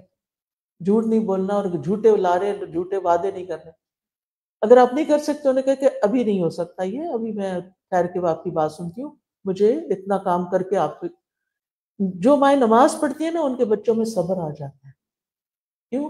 ان کو پتا ہوتا ہے کہ اتنی دیر ماں جو ہے نا وہ بات نہیں کرتی، اور وہ دیکھتے رہتے ہیں، چپ کر کے بیٹھے رہتے ہیں. جب ماں نماز پڑھی تو آ کے چمٹ جاتے ہیں یا خود بھی نماز پڑھنے لگتے ہیں. آپ نے دیکھا ہوگا بعض بچے چھوٹی عمر میں نماز پڑھنے لگتے ہیں. کیوں؟ انہوں نے بڑوں کو یہ کرتے دیکھا. تو بہرحال بچہ بلائیں، توجہ دیں، بات کریں، سنیں، جو پوچھ رہا ہے سچ جواب دیں. جھوٹ نہیں بولنا بچے سے، ورنہ جھوٹ سیکھ جائے گا. اور جھوٹ سب سے بری بیماری ہے جس سے اور ڈھیروں بیماریاں نکلتی ہیں اخلاقی. اگر آپ کوئی چیز بچے کو دے سکتے ہیں تو آپ کہیں یہ آپ کو مل جائے گی، نہیں دے سکتے تو آپ کہیں یہ آپ کو نہیں مل سکتی، یہ آپ کے لیے نہیں ہے، یہ فلاں کی ہے. بعض اوقات بچے ناجائز مطالبے کرتے ہیں نا، بھائی کے لیے کوئی چیز رکھی وہ کہتے نہیں یہ مجھے دے دو، تو ماں کہتی ہے اچھا چلو لے لو. نہیں، یہ نہیں ہو سکتا. اس کو پتا ہونا چاہیے کیا چیز اس کی ہے اور کیا اس کی نہیں ہے. اور بعض مائیں تو اتنی غافل ہوتی ہیں، کسی پارٹی کسی شادی وغیرہ میں جائیں گے، بعض بچے جا کے دوسروں کے پرس کھولنے لگتے ہیں. یہ میں نے خود دیکھا ہے. تو میں سوچتی ہوں کہ یہ ماں نے ان اٹینڈڈ کیسے چھوڑا ہوا ہے، اور یہ دوسرے کا پرس کیسے کھولے، اور بعض تو بھی چیز بھی نکال کے لے آتے ہیں. تو یہاں یہ تربیت، یہ جب تک آپ توجہ نہیں کرتے نا آپ کا بچہ کر کیا رہا ہے اور آپ اس کو بتاتے نہیں، تو یہ نہیں ہو سکتا. میرے بچے جب چھوٹے تھے اسکول سے آتے تھے تو میں کیا کرتی تھی، ان کا بیگ لے کے سارا الٹا کر کے ایسے کرتی تھی، ایسے ہر چیز نکالو باہر. اگر کوئی ایکسٹرا پینسل آ گئی، اگر کوئی ایکسٹرا ربڑ آ گیا، چھوٹی سی چیز بھی کوئی گھر آ گئی تو شامت آتی تھی، یہ کس کی ہے، کیوں آ گئی، وہ میں نے اس سے لی تھی پھر مجھے بھول گیا دینا. نہیں، آپ اس کو واپس کریں گے، جس کی تھی کل واپس لوٹائیں گے. کیونکہ جب یہ اس ایج میں اگنور کر دیتے ہیں نا ہم، آئے بچہ ہے کوئی بات نہیں پھر کیا ہوا، تو پھر بچہ جب بڑا ہوتا ہے نا تو وہ بچہ ہی رہتا ہے، اس کو حلال حرام کی تمیز نہیں ہوتی پھر. تو اس لیے ہمیں تربیت کے لیے بعض اوقات سختی بھی کرنی پڑتی ہے، ڈسپلن کرنے کے لیے. اسی لیے آپ دیکھیں گے کہ ہر چرواہے کے ہاتھ میں کیا ہوتا ہے؟ ایک چھڑی ہوتی ہے. وہ ضروری نہیں کہ مارے، لیکن وہ چھڑی ہوتی ہے جس کے ساتھ وہ چل بھی رہا. حضرت موسیٰ علیہ السلام جب بکریاں چرا رہے تھے تو ان کے ہاتھ میں کیا تھا؟ عصا تھا. اور یہ عصا تو پھر ساری زندگی ساتھ رہا، اور کہا جاتا ہے کہ ان کے مرنے کے بعد بنی اسرائیل کے پاس بھی رہا. پھر دشمنوں نے ان پہ حملہ کیا تو وہ عصا اور کچھ چیزیں جو تھے وہ چھین کے لے گئے، اور پھر بنی اسرائیل سے اللہ تعالیٰ نے وعدہ کیا کہ تم اگر دشمن کے خلاف لڑو گے تو تمہارا جو وہ باکس ہے جس میں تبرکات ہے وہ واپس آ جائے گا. تو تحملہ الملائکہ، فرشتے اس کو اٹھا لائیں گے. تو بہرحال یہ بھی اللہ کا اذن. ہر عصا ایسا نہیں ہوتا، ہر ایک کی لاٹھی ایسی نہیں ہوتی. وہ موسیٰ علیہ السلام ہی کی لاٹھی تھی. تو اللہ تعالیٰ فرمایا ما تلک بیمینک یا موسیٰ، موسیٰ تمہارے دائیں ہاتھ میں کیا ہے؟ کیا اللہ تعالیٰ کو نہیں پتا تھا؟ لیکن ایک پیار کا انداز ہے نا بات کرنے کا. قال ہی عصای اتوکا علیہا واہش بها علی غنمی ولی فیہا مآرب اخری، کہ یہ میری لاٹھی ہے جس کے ساتھ میں پتے جھاڑتا ہوں اپنی بکریوں کے لیے، اور میں اس پہ ٹیک بھی لگاتا ہوں، اور اس میں میرے اور بھی بہت سے فائدے ہیں. صرف اتنا نہیں کہا کہ عصا ہے، نہیں، عصا یہ بھی بتایا عصا کیا کیا کرتا ہے. بات بڑھ جس سے محبت ہوتی ہے نا، دل چاہتا ہے اس کے ساتھ بات بڑھا کر کی جائے، زیادہ دیر بات ہو. anyway، تو کہنے کا مطلب یہ ہے کہ بعض اوقات بعض اوقات قرآن سے وہ نہیں کیا جا سکتا جو سلطان سے کیا جاتا ہے. قرآن سے نصیحت کی جاتی ہے، اور سلطان جو ہے، یعنی سلطان کو دوسرے لفظوں میں آپ لاٹھی کہہ لیں، یعنی ڈسپلن، یعنی بعض چیزیں نصیحت کے ساتھ، اور بعض جگہ پر پھر ڈسپلن، سختی بھی تھوڑی سی، نو یہ نہیں ہو سکتا، دس از رانگ. ٹھیک ہے؟ تو اس میں آپ دیکھیے یہ تربیت کا طریقہ تھا. تو بات شروع ہوئی تھی رب سے. رب بھی تربیت کرتا ہے. ان ساری کہانیوں کا مقصد کیا تھا؟ تاکہ پتہ چلے کہ جب ہماری ایک تو نا ہم بچوں کی کر رہے ہوتے ہیں، اور ایک یہ ہے کہ اللہ تعالیٰ ہماری کر رہا ہوتا ہے. جب وہ ہماری تربیت کرتا ہے تو پھر زندگی میں ہر وقت آرام نہیں ہوتا، زندگی میں تکلیفیں بھی آتی ہیں، آزمائشیں بھی آتی ہیں. وہ آزمائشیں تربیت کا حصہ ہیں. ہم وہ باتیں نہیں سوچ سکتے جو ہم کسی مشکل میں پڑنے کے بعد سوچنے لگتے ہیں. ہماری آنکھیں کھل جاتی ہیں. جب کوئی ہمیں دھوکہ دیتا ہے تو ہماری آنکھیں کھلتی ہیں یا نہیں؟ پھر ہم ہر وقت الرٹ رہتے ہیں، اچھا کہیں یہ بھی نہ دھوکہ دے جائے، اس سے بھی ہوشیار رہتا ہے. انسان ہوش میں آ جاتا ہے، یعنی جہاں وہ آنکھیں بند کر کے ٹرسٹ ہر ایک پہ کر رہا ہوتا ہے پھر وہ سمجھدار ہو جاتا ہے. تو بہت ساری ایسی آزمائشیں آپ کو سمجھدار بناتی ہیں، عقل مند بناتی ہیں، ہوشیار بناتی ہیں. اسی لیے آپ دیکھیں کہ وہ بچے جو گاؤں وغیرہ میں پلتے ہیں جن کے پاؤں میں جوتے بھی نہیں ہوتے، وہ ہمارے بچوں سے کہیں زیادہ ہوشیار ہوتے، اسٹرانگ ہوتے ہیں. تو مشقتیں، تکلیفیں ہمیشہ انسان کے لیے عذاب بن کے نہیں آتی، وہ انسان کی تربیت کے لیے آتی ہیں، انسان کو ڈسپلن کرنے کے لیے آتی ہیں. اگر مالی معاملات تنگ ہو گئے ہیں تو انسان سوچتا ہے نا کہ ہاتھ پاؤں ماروں، کچھ کروں، کچھ اپنے کھانے پینے کا انتظام کروں. تو یہ بھی زندگی میں ضروری ہوتا ہے. تو وقل ربی، اے میرے رب، اے میرے رب جو میری تربیت کرتا ہے، مجھے کھلا پلا کے بھی اور مجھے کسی امتحان میں ڈال کے بھی. اعوذ بک، میں تیری پناہ لیتا ہوں. تعوذ کا مطلب ہوتا ہے پناہ لینا، یعنی ساری مخلوقات سے ہٹ کر شیطان کے شر سے اللہ کی پناہ لیتا ہوں. یعنی بندوں سے مدد نہیں لیتا بلکہ شیطان سے بچنے کے لیے اللہ سے مدد لیتا ہوں. اب دیکھیں کہ چھوٹی چھوٹی مشکلات آتی ہیں نا تو انسان انسانوں سے مدد لیتا رہتا ہے، کوئی حرج نہیں، مدد لینے میں منع نہیں کیا گیا ہمیں. لیکن کچھ ہڈن اینیمیز ہوتے ہیں، کچھ چیزیں تو ویزیبل ہوتی ہیں. مثلا آپ گھر میں ہو اور وہ کوئی سانپ نظر آ جائے، یہاں تو میرے خیال ہوتے ہی نہیں، لیکن یہ ہے کہ جن جگہوں پر ہوتے ہیں نا وہاں تو بس دن رات نکلتے رہتے ہیں. تو مجھے تو فوبیا ہے کہ بچپن میں اس طرح دیکھیں اچانک نکلے ہوئے تو بہت ہی وہ ڈرا دیا گیا کہ کاٹ جاتے ہیں اور یہ مر جاتا ہے بندہ اور زہر ہوتی ہے اور بہت خوف دلایا گیا اس سے. تو اس میں آپ دیکھیے کہ جب ایسی چیزیں انسان دیکھتا ہے تو خود نہیں ان کو کچھ کر سکتا، پھر کسی بھائی کو بلائیں گے، باپ کو بلائیں گے، دیکھے دیکھے سانپ ہے، آپ آئیں ماریں اس کو. ٹھیک ہے، یہاں تک باپ کام کر سکتا ہے، آپ کا ہسبینڈ آپ کا ساتھ دے سکتا ہے، لیکن جو ہڈن اینیمیز ہیں ان سے کون نپٹے گا؟ ہڈن اینیمیز سے نہ باپ نبٹ سکتا ہے نہ شوہر نبٹ سکتا ہے. وہ ہڈن اینیمیز سے صرف اور صرف اللہ تعالیٰ ہی نبٹ سکتا ہے. اور وہی اسی لیے ہمیں وہ سورت سکھائی گئی نا، قل اعوذ برب الناس ملک الناس الہ الناس من شر الوسواس الخناس الذی یوسوس فی صدور الناس من الجنۃ والناس. ٹھیک ہے، تو وہاں قل اعوذ برب الناس ملک الناس الہ الناس، اللہ تعالیٰ کے 3 ناموں کے ساتھ پناہ لی گئی ہے، ان کے وسیلے سے. کس سے؟ شیطان کے شر سے، وسوسوں سے. یہ اتنا بڑا شر ہے، یہ اتنا بڑا دشمن ہے جو یعنی آپ کی زندگی میں شیطان سے بڑا کوئی دشمن ہے ہی نہیں. بس یہ سمجھ لیں آپ. اللہ نے آپ کو اپنی عبادت کے لیے پیدا کیا. شیطان کہتا ہے کہ میری عبادت کو، میری بات مانو، جو میں کہوں وہ کرو. بہت سے لوگ اس کے پھندے میں آ جاتے ہیں، کمزور ہوتے ہیں، سمجھ ہی نہیں آتی ان کو، پتہ ہی نہیں ہوتا، اندھیرے میں ہوتے ہیں، نالج نہیں ہوتا کہ یہ شیطان کی بات ہے اور یہ رحمان کی بات ہے.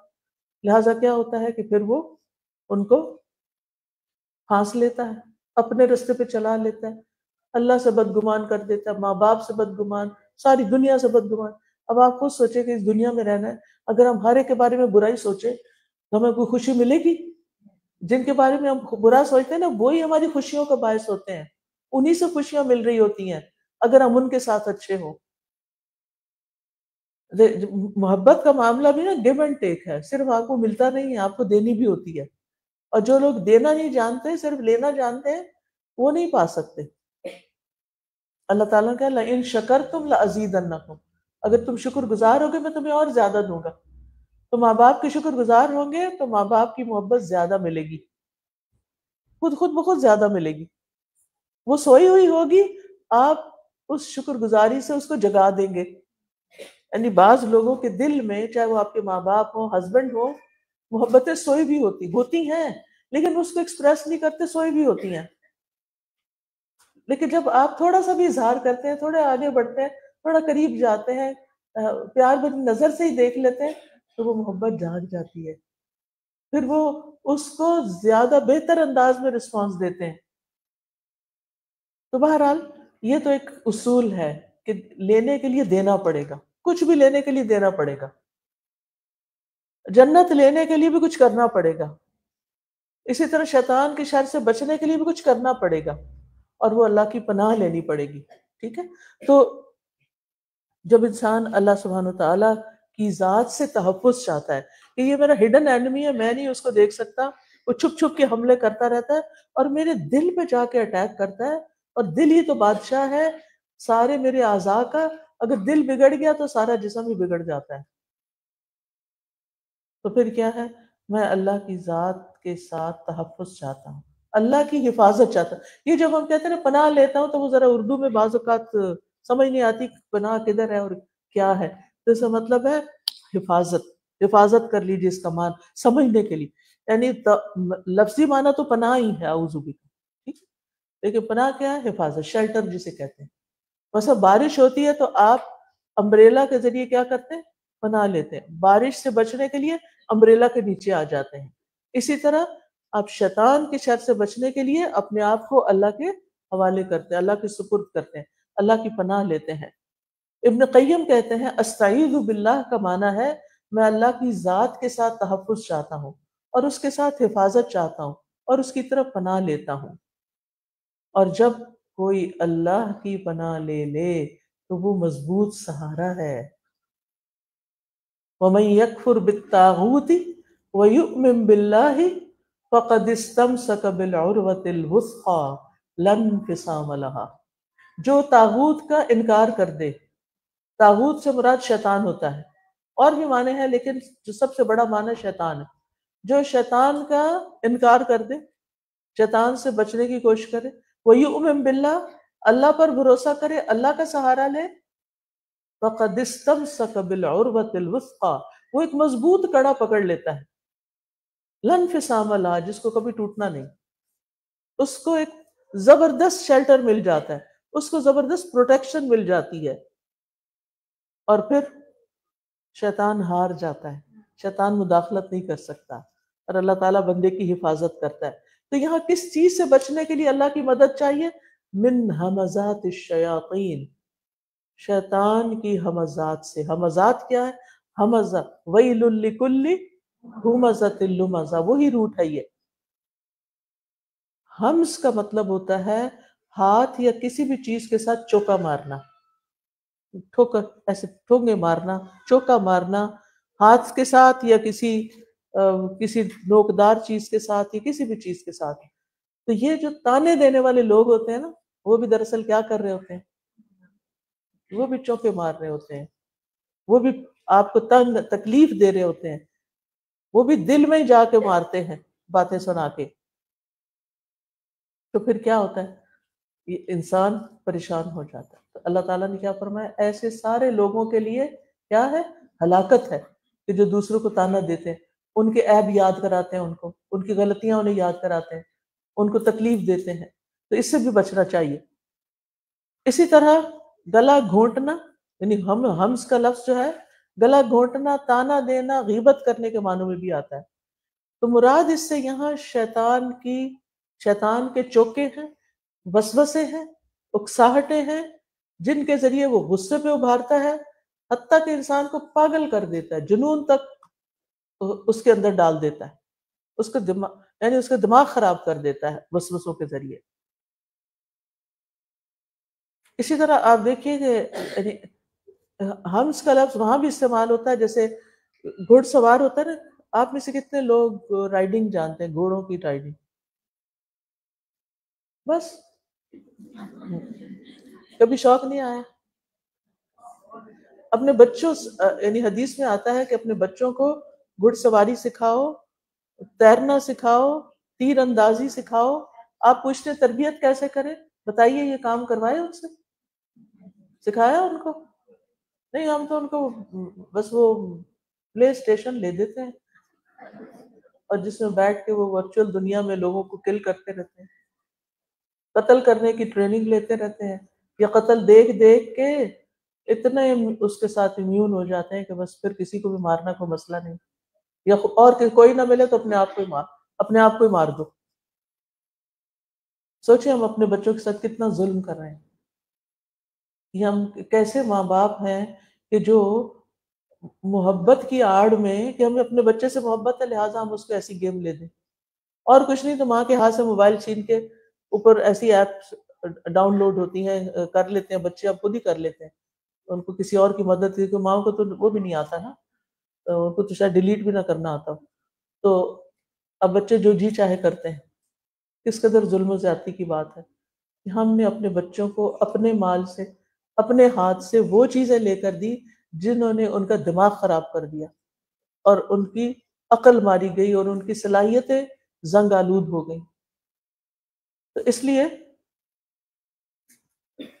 شیطان جو گھڑ سواری ہے یہ آلٹرنیٹ ہے. کل بھی بات ہوئی تھی نا کہ تربیت کیسے کریں، کہ وہ ایک چیز پہ سٹک ہو گئے، ایڈکٹ ہو گئے اس چیز کے، تو پھر آپ آلٹرنیٹ دیں. تو مصنون طریقہ کہ اگر آپ یہ 3 چیزیں سکھائیں گے تو یہ عبادت ہوگی، اور بچے کے ساتھ احسان ہوگا، اس کو سیلف پروٹیکشن بھی آئے گی کہ کس طرح اس نے اپنے آپ کو پروٹیکٹ کرنا ہے.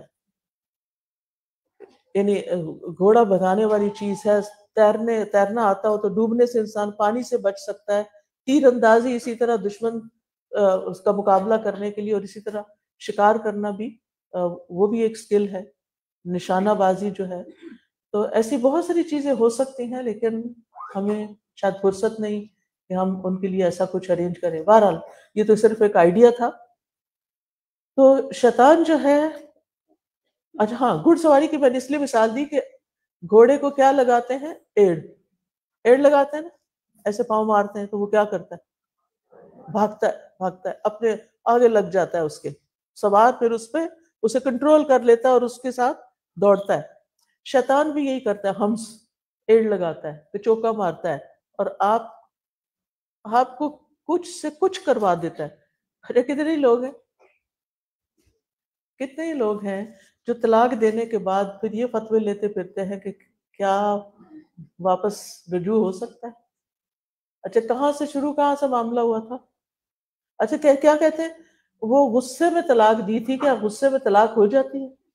تو میں کہتی ہوں کہ کیا طلاق کبھی محبت سے بھی دی جاتی ہے؟ یعنی جس سے محبت ہو اس کو تو نہیں چھوڑنا چاہتا انسان۔ اچھا یہ غصہ کہاں سے آیا؟ غصہ کہاں سے آتا ہے؟ شیطان کی طرف سے۔ شیطان آ کے انسان کو کچھ کر، دیکھو اس نے تمہیں کیا کہہ دیا، جو دو اس کو جواب، اس کو ایسا ایسا جواب دو یہ چپ ہو جائے۔ وہ چپ نہیں ہوگا، وہ ہاتھ اٹھا لے گا، پھر کہتے شوہر ظلم کرتا ہے، بہت مارتا ہے۔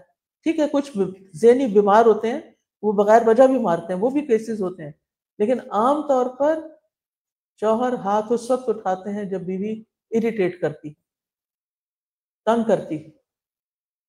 تو اپنی ان حرکتوں سے ہم باز آئیں کہ جس کی وجہ سے کسی کو تکلیف پہنچے، اریٹیشن ہو۔ اب مثلا شوہر ساری رات کی ڈیوٹی کر کے تھکا ہارا آیا ہے، اب وہ کیا چاہتا ہے کہ وہ کیا کرے؟ سو جائے، سونا چاہتا ہے۔ اب بیوی کیا کرتی ہے؟ وہ اپنے کاموں میں لگی رہتی ہے، بچے کو چھوڑ دیتی ہے، وہ جا کے بار بار باپ کے منہ پہ ہاتھ مارے گا، اسے جگائے گا، وہ ایک آواز لگائے گا ادھر آؤ اسے پکڑو مجھے سونے نہیں دے رہا، اور اس کو پرواہ ہی نہیں۔ یا گھر میں کچن میں کام کریے، ٹھک ٹھک، کوئی لحاظ نہیں، کوئی عزت نہیں، کوئی کہ وہ تھکا ہوا آیا اس کو سونے کی ضرورت ہے اسے سونے دیں۔ اگر آپ نہیں سونے دیں گے تو کیا ہوگا؟ وہ چڑچڑا ہوگا، غصہ کس پہ نکالے گا؟ بیوی پہ نکالے گا۔ تو پھر یہ بیوی کا کام ہے نا کہ گھر کی فضا ایسی بنائے کہ اس کے چڑچڑے پن کو محبت سے کنٹرول کر لے۔ عقل مند عورتیں ایسی ہوتی ہیں، اور یہ بے وقوفی کی بات ہے کہ انسان مقابلے پہ آ جائے، اور یہ مقابلے پہ کون لاتا ہے؟ یہ پیچھے شیطان کھڑا ہوتا ہے، کیونکہ وہ اس مشن پہ آیا ہے ان دونوں کی لڑائی کروا کے، ان کے درمیان طلاق دلوا کے، ان کے بچوں کو ذلیل کروا کے، رسوا کر کے، ان کو ڈیوائیڈ کر کے، ذہنی مریض بنا کے ان کے ساتھ بدلہ لو۔ یہ آدم کے بچے ہیں، ان سے بدلہ لو، دشمن۔ تو ہوشیار ہمیں ہونا ہے کہ اس کی چالوں میں نہیں آنا، اس کو وہ نہیں کرنے دینا جو وہ ہمارے ساتھ کرنا چاہتا ہے۔ تو بہرحال شیطان کا ہمزات کیا ہوتے ہیں؟ حمز وہ بنی آدم کو، آدم کے بچوں کو چوکے لگاتا ہے، ایسے خیال دل میں ڈالتا ہے، ایسی بات دل میں ڈالتا ہے کہ انسان برا کرے۔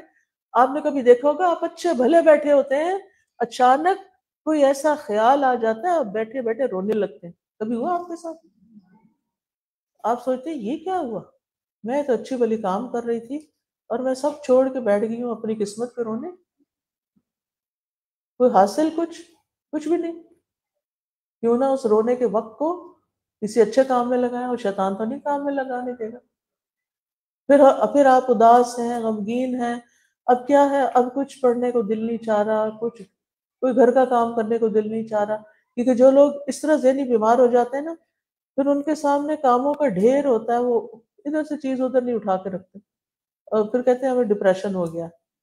اللہ تعالیٰ کی پناہ میں آنا چاہیے ڈپریشن سے بھی، ایک بیماری ہے یہ، لیکن آغاز انہی چیزوں سے ہوتا ہے، شیطان سے ہوتا ہے۔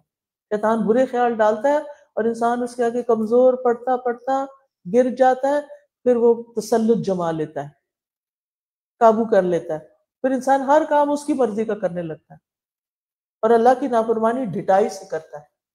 تو اس سے پھر انسان کو بچنا ہے۔ تو علماء کہتے ہیں کہ ہر وہ چیز جو آپ کو ایسے کام پہ ابھارے جس میں خیر نہ ہو، وہ شیطان کی طرف سے۔ یعنی شیطان کو کیسے پہچاننا ہے آپ نے؟ ہر وہ کام جو آپ کرنا چاہیں جس میں کوئی خیر نہیں، تو وہ کیا ہے؟ شیطان کی طرف سے۔ فوراً پہچانے اور آپ اس کے اپوزٹ کام کریں، الٹا کام کریں۔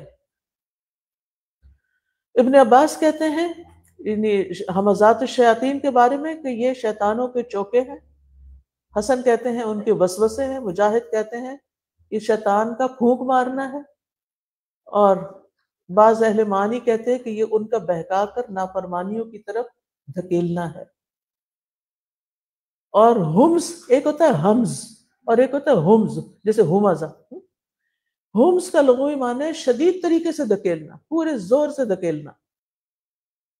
اچھا کچھ لوگ ہوتے ہیں نا، ان کو چھوٹا سا بھی شیطان کوئی آئیڈیا دیتا ہے وہ چل پڑتے ہیں، اس کے پیچھے لگ جاتے، کمزور ایمان والے. کچھ لوگ نہیں آتے اس کے ہاتھ، لہذا وہ بھی اپنا پورا زور لگانے لگتا ہے. اور اس پر ابن القیم نے بڑی اچھی ترتیب بتائی ہے. پہلے شرک میں مبتلا کرنا چاہتا ہے، وہاں سے نکلتا ہے تو کفر میں، وہاں سے نکلتا ہے تو بدعت میں، وہاں سے نکلتا ہے تو حرام میں، وہاں سے نکلتا ہے تو یعنی کرتے کرتے اور آخر میں وہ کہتا ہے اس بندے نے باز نہیں آنا، اس نے تو نیک کام کرنے ہی کرنے. اب کیا کرے؟ اب وہ پلاننگ کرتا ہے جب یہ نیک کام کر لے نا تو اس کے منہ سے ایسے الفاظ نکلوائے جائیں، اور الفاظ بھی دل میں خیال آنے کے بعد ہی نکلتے ہیں نا، ایسے الفاظ نکلوائے جائیں کہ یہ اپنا عمل کیا کرا برباد کر دے. آپ صدقہ کا خیال ہی کرتے ہیں نا کہ میں نے صدقہ کرنا ہے، شیطان آپ کے پیچھے لگ جاتا ہے، نہیں نہیں نہیں کوئی نہیں کرنا، ہمارا کیا بنے گا، اتنا نہ کرو، چل اتنا کر، نہیں ابھی تو یہ دیکھو نا وہ فلاں شخص، یہ پتہ ہے فراڈی ہے، یہ نہ ہو، ایسا نہ ہو، یہ تو ہر ایک سے لیتا رہتا ہے، یہ تو مجھ سے مانگ، کئی قسم کے خیال ڈالے گا. اچھا آپ نہیں باز آتے، آپ پھر بھی کہتے ہیں نہیں نہیں وہ ضرورت مند ہے میرا بہن بھائی، مجھے کرنا ہی کرنا، وہ جو بھی کرتا ہے اس کا عمل اس کے ساتھ مجھے مدد کرنی، اب کر لیتے ہیں. اچھا کل کو اسی بھائی نے آپ کی کوئی بات نہیں مانی، یا آپ نے اسے کال کیا اس نے فون نہیں اٹھایا، اب آپ کو چڑھ گیا غصہ، آپ دوبارہ فون کرتے ہیں اور پھر اس کو خوب سناتے ہیں. جب تمہیں مدد چاہیے ہوتی ہے تو تم بار بار کال کرتے اور ورنہ تم فون بھی نہیں اٹھاتے. یہ کچوکا لگایا نا، یہ لگوایا کس نے پیچھے؟ کون تھا؟ شیطان. کیوں لگوایا تھا؟ یہ سارے عمل دیا دلایا برباد کر دے. آپ اس کی مثال قرآن نے دیا نا کہ جو لوگ مال خرچ کر کے اذیت دیتے ہیں تو پھر ان کی مثال ایک چٹان کی طرح ہے جس کے اوپر ہلکی سی گرد پڑے اور تیز بارش آئے اور اس کو دھو کے صاف کر دے. فَتَرَكَهُ صَلْدًا، سب ختم. اب آپ کیا ہے؟ آپ سوچتے ہیں میں کبھی شرک نہیں کرتی، میں کبھی کفر نہیں کرتی، میں کبھی حرام میں نہیں پڑتی، میں کبھی کوئی بدعت نہیں کرتی، میں تو نیکیاں کرنے والی ہوں. لیکن یہاں آ کے دھوکہ کھا جاتے ہیں، نیکی کر کے برباد کر دیتے ہیں، اور کبھی دکھاوا کرنے لگتے ہیں، کسی نہ کسی طریقے سے لوگوں کو بتانے لگتے ہیں کہ ہم نے یہ کیا. اور اسی طرح یہ ہے کہ ہمزات الشیاطین جو ہوتے ہیں وہ شیطان کے وہ وسوسے ہوتے ہیں جو اللہ تعالیٰ کے ذکر سے پھیر دیتے ہیں انسان کو، اللہ کے ذکر سے پھیر دیتے. اسی طرح ہمزات کا لفظ برے ارادوں کے لیے بھی آتا ہے. برے ارادے کریں. برا ارادہ کیا ہوتا ہے؟ کیا ہوتا ہے برا ارادہ؟ کوئی مثال دیں، آپ کو جگانے کے لیے کہہ رہی ہوں میں. کسی کو تکلیف پہنچانے کا خیال آئے،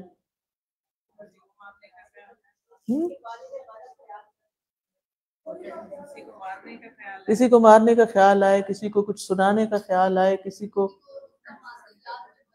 جی ہاں اس کا ماضی یاد کرانے کا، یعنی برا ارادہ کسی کے ساتھ بھی. اور کئی لوگ تو پھر احسان جتانا بھی اسی میں آ جاتا ہے. تو یہ برے ارادے ہوتے ہیں، شیطان کے برے وسوسے ہوتے ہیں. وہ انسان کو فقر اور مفلسی سے ڈراتا ہے، فحاشی پہ ابھارتا ہے، حرام کام کرنے کے لیے کہتا. یعنی آدم علیہ السلام سے اس نے کیا اتروا دیا تھا؟ جنت کا لباس. سورۃ الاعراف میں پڑھیے، سارا قصہ پڑھیے، صرف ترجمہ پڑھ لیجیے. دنیا میں کیا چاہتا ہے وہ؟ انسان سے اس کا لباس اتروا دے. اور کتنے ہی لوگ ہیں جو اس کے پھندے میں آ جاتے ہیں اور لباس ان کا چھوٹا ہوتا جاتا ہے. آج آپ دیکھیں ہماری نئی نسل کس طرح کا لباس پہنتی ہے، جو نہ سطر ڈھانکتا ہے اور نہ ہی ان کو عورت رہنے دیتا ہے. ان کے دل میں کیا حال ڈالتا ہے؟ تم عورت ہو، تم کمزور ہو، تم عورت کا لباس نہ پہننا، کمزور نظر آؤ گی. تم کیا پہنو؟ مردوں والا لباس پہن کے کیا کرو؟ اسٹرانگ نظر آؤ کہ میں ایک آئرن وومن ہوں، میں اسٹرانگ عورت ہوں. کیا کرنا ہے اس کے ساتھ آئرن بن کے؟ بچوں کو مارنا ہے یا ہسبینڈ کو کرنا کیا ہے آئرن بن کے؟ عورت کے اندر اللہ نے جو نرمی اور محبت اور شفقت اور جذبات اور پیار رکھا ہے، یہ اس کی خوبصورتی ہے. اسے مرد بننے میں اس کی کوئی خوبصورتی نہیں ہے. وہ اپنی فطرت سے ہٹ جاتی ہے اور تکلیف اٹھاتی ہے. عورت کیا چاہتی ہے؟ عورت کے اندر اللہ نے محبت رکھی ہے اور وہ محبت لینا چاہتی ہے. اس کو محبت چاہیے ہوتی ہے. اسی لیے آپ دیکھیں بیٹیاں زیادہ پیار لیتی ہیں اپنے والدین سے قدرتی طور پر، کیونکہ ان کے اندر یہ چیز ہوتی ہے، محبت دینا بھی جانتی ہے لینا بھی جانتی ہے. جب تک وہ فطرت پر ہو، فطرت مسخ ہو جائے، شیطان غالب آ جائے، تو وہ محبت رخصت ہو جاتی ہے. پھر ان بچوں کو ماں باپ سے بھی کوئی محبت نہیں رہتی، اپنے پیاروں سے، رشتہ داروں سے، اور کوئی ان کا دوست نہیں ہوتا، کسی کے لیے ان کے دل میں کوئی جذبات نہیں ہوتے. آج آپ دیکھیں ہمارے بچوں کا حال کیا ہے. آپ ان سے بات کریں، وہ پتھر کی طرح ساکت نظر آئیں گے آپ کو. نو جذبات، نو ایموشنز. وہ اپنے ایموشن شو ہی نہیں کرنا چاہتے، نہ محبت ظاہر کرنا چاہتے ہیں نہ نفرت. Blank wooden face, don't touch me. نہ ان کا کنیکشن اپنے سے بڑوں کے ساتھ ہے، نہ ان کا کنیکشن اپنے سے چھوٹوں کے ساتھ ہے. تھوڑا بہت اگر کرے گی بھی تو اپنے ساتھ والوں سے، اور وہ بھی ایک بس اپنے خول میں بند. یہ کوئی زندگی ہے؟ حدیث میں کیا ہوتا ہے کہ قیامت کے دن نبی صلی اللہ علیہ وسلم نے فرمایا میرے سب سے زیادہ میرے قریب وہ لوگ ہوں گے کہ جو منکسر المزاج ہوں گے، نرم مزاج، عاجزی والے. الذین یألفون ویؤلفون، جو محبت کرتے ہیں اور ان سے محبت کی جاتی ہے. ایسے لوگ قیامت کے دن نبی صلی اللہ علیہ وسلم کے قریب ہوں گے. کیا ہماری چاہت ہے کہ ہم آپ کے قریب ہوں؟ وہاں دنیا میں کسی سے محبت ہوتی ہے، دل چاہتا ہے اس کے پاس بیٹھیں. تو اللہ اور اس کے رسول سے محبت ہو تو پھر دل کیا چاہے گا؟ دل چاہے گا اللہ کے قریب ہو. جیسے حضرت آسیہ نے کہا تھا رب ابن لی عندک بیتن فی الجنہ، صرف جنت نہیں مانگی، عندک بیتن فی الجنہ، اپنے قریب. ایسا شخص اللہ کا قرب چاہتا ہے، اور ایسا شخص قیامت کے دن کی ہولناکیوں میں محمد صلی اللہ علیہ وسلم کا قرب چاہتا ہے. لیکن اس کے لیے پھر کچھ کنڈیشنز ہیں، کچھ چیزیں کرنی ہوگی، اور ان میں سے ایک چیز کیا؟ اپنے اندر عاجزی لانی ہوگی، ہمبل ہونا ہوگا. اور دوسرے الذین یألفون ویؤلفون، محبت کرنی بھی ہوگی، محبت لینی بھی ہوگی. اس کا یہ مطلب نہیں کہ آپ اٹینشن سیکرز بن جائیں اور آ کے نہیں. اس کا مطلب یہ ہے کہ آپ دوسروں کو محبت دیں جینوئنلی، بغیر کسی لالچ کے. ان کے ساتھ اچھا کریں، ان کی خیر خواہی کریں، جواب میں وہ بھی آپ کے خیر خواہ ہوں گے. اچھا کچھ لوگ اپنی انا میں رہتے ہیں، ایگو میں رہتے ہیں. یہ نہیں ہمیں پوچھتے تو ہم کیوں پوچھیں؟ ہسبینڈ بات نہیں کرتا تو ہم بھی نہیں کریں گے. ہم کب تک معافی مانگیں؟ ہمیشہ میں ہی معافی مانگتی ہوں، قصور بھی میرا نہیں ہوتا پھر بھی مجھے معافی مانگنی پڑتی. کیا ہوا اگر ہم نے معافی مانگی؟ آپ کو پتا ہے اگر آپ اللہ کا حکم سمجھ کے یا اللہ کی خاطر، حکم نہ بھی صحیح، اللہ کی خاطر کہ میں نے اپنے رب کو راضی کرنے کے لیے میں نے صلح کرنی ہے، میں نے اچھے سے بات کرنی ہے، وہ نہیں بھی کرتا نہ صحیح، وہ اس کا عمل اس کے ساتھ، میں نے اچھا رہنا ہے. آپ کو پتا ہے اس کی جزا کیا ہے؟ حدیث میں آتا ہے من تواضع للہ رفعہ اللہ، جو اللہ کے لیے تواضع اختیار کرتا ہے، جھک جاتا ہے، اپنے آپ کو پیچھے کر لیتا ہے، پہل کر لیتا ہے سلام میں، محبت کی بات کر لیتا ہے، اللہ اس کو بلندی دیتا ہے. اچھا اب آپ دیکھیے وہ بلندی کہاں ہے؟ کسی پہاڑ پہ چڑھا دیتا ہے؟ نہیں. وہ لوگوں کے دلوں میں عزت ہوتی ہے. وہ ان لوگوں کے دل میں پھر عزت آنے لگتی ہے جن کے لیے آپ تواضع اختیار کرتے ہیں. اور آپ کہیں گے میں نے تو کل بھی کی تھی تواضع، آج بھی کی، پر نتیجہ کوئی نہیں نکلا. وہ پتھر کا پتھر ہی ہے، وہ سنگ دل، اس پہ کوئی اثر نہیں. جلدی نتیجے نہ مانگا کریں. آپ سمجھے یہ پتھر ہے، پتھر پہ بڑا عرصہ پانی پڑتا ہے تو وہ اس میں سوراخ ہوتا ہے، نرم ہوتا ہے، چکنا ہوتا ہے، وہ ملائم ہو جاتا ہے. ایک سخت پتھر ہوتا ہے نا، پاس ہاتھ بھی رکھے تو کاٹے گا آپ کو، اور ایک ہوتا ہے نرم ملائم، آپ ہاتھ پھیرے اس پہ تو وہ مزہ آئے گا آپ کو. تو چاہے ہم اسٹرانگ ہو، پتھر ہی ہو، لیکن ہم ملائم تو ہو. بہرحال لیکن شیطان یہ کرنے نہیں دے گا آپ کو، نہ روٹھے رشتہ داروں کو منانے دے گا، اچھا کئی لوگ تو اتنے سنگ دل ہوتے ہیں کہ وہ معافیاں بھی مانگتے ہیں رشتے دار، پر کہتے نہیں ہم نہیں ملنا چاہتے، چلے جاؤ، ملنا ہی نہیں چاہتے، بات ہی نہیں کرتے، تو سوچو پھر بنے گا کیا؟ بہرحال شیطان انسان کو فقر اور مفلسی سے ڈراتا ہے، فحاشی پہ ابھارتا ہے، خیر کے کام بھلوا دیتا ہے، نیکی کے کام یاد ہی نہیں رہتے، او ہو مجھے تو یاد ہی نہیں رہا میں نے فلاں کو میسج کرنا تھا کہ آؤ تم بھی آج لیکچر پہ میرے ساتھ، او ہو میرا چانس ہی مس ہو گیا، میں اس کو ساتھ لے آتی، یہ باتیں تو اسے ضرور سننی چاہیے، لیکن شیطان نے بلوا دیا، نہ نہ نہ وہ نہ سنے، وہ نہ خیر کی بات سنے۔ پھر اسی طرح نماز میں چوری، نماز میں چوری کیا ہے؟ ادھر ادھر دیکھنا، فوکس ہو کے نماز نہ پڑھنا، تو یہ شیطان نماز میں بھی آتا ہے، ہر کام میں شریک ہو جاتا ہے، لہٰذا ہمیشہ اللہ کی پناہ مانگتے رہے اور کیا کہیں وَأَعُوذُ بِكَ رَبِّ أَن يَحْضُرُونَ، اور میں تیری پناہ چاہتا ہوں اے میرے رب کہ وہ میرے پاس حاضر بھی ہوں۔ دو بار ربوبیت کے وسیلے سے دعا ہو رہی ہے، رب وَأَعُوذُ بِكَ رَبِّ أَن يَحْضُرُونَ، اے میرے رب جس نے مجھے پیدا کیا، تو میری مدد فرما اور تو مجھے شیطان کی شر سے بچا، اور میرے کسی کام میں شیطان حاضر نہ ہو، اللہ وہ ایبسنٹ ہی رہے، ٹھیک، وہ نہ میرے پاس آئے، میں اس کی کمپنی نہیں چاہتی، کیونکہ وہ آپ کے کھانے میں بھی شریک ہوتا ہے، وہ آپ کی عبادت میں بھی ڈسٹربنس کریٹ کرتا ہے، وہ آپ کی زندگی میں نہیں موت کے وقت بھی آ جاتا ہے۔ وَأَعُوذُ بِكَ رَبِّ أَن يَتَخَبَّطَنِيَ الشَّيْطَانُ عِندَ الْمَوْتِ، وہ شیطان آ کے کہتا ہے دیکھو کہ تمہارا رب کوئی رحیم ہے کہ تمہیں اتنی تکلیف ہو رہی ہے، وہ رب کے بارے میں برے خیال ڈالتا ہے، تو اس کی بھی دعا کرے کہ یا اللہ ایمان کی سلامتی کے ساتھ تیرے ساتھ حسن ظن رکھتے ہوئے دنیا سے جاؤں، لا الہ الا اللہ پڑھتے ہوئے دنیا سے جاؤں اور خوشی خوشی تجھ سے ملاقات کر۔ تو شیطان کی جب کوئی بندہ زندگی میں ہاتھ نہیں آتا نا اس کے، تو اس کی شدید خواہش ہوتی ہے کہ وہ موت کے وقت اس کو بہکا دے، کیونکہ اس پر اس کی خوش نصیبی یا محرومی کا انحصار ہوتا ہے۔ تو اب سوال یہ پیدا ہوتا ہے کہ شیطان انسان کو کیا کنٹرول کر سکتا ہے؟ تو سب سے پہلی چیز وسوسہ ہی ہوتا ہے، الذی یوسوس فی صدور الناس، اور پھر آدم علیہ السلام کو بھی اس نے کس طرح بہکایا تھا، کیا کیا تھا؟ وسوس لہم الشیطان، شیطان نے ان کے لیے ان کے اندر وسوسہ ڈالا خیالات کے ذریعے، ٹھیک ہے، تو جو کل بھی میں نے ذکر کیا تھا نا کہ اس کے وسوسے عقیدے میں بھی ہوتے ہیں، اللہ ہے یا نہیں، اللہ ایک ہے یا اور ہے، پھر عبادات میں، طہارت میں، وضو میں، پھر اسی طرح میاں بیوی کے تعلقات میں، اور بھی بہت سارے اس میں۔ پھر اسی طرح یہ ہے کہ شیطان بعض اوقات انسان کے اندر بھی داخل ہو جاتا ہے، ٹھیک ہے، اور جسم میں بیماریاں پیدا کر دیتا ہے،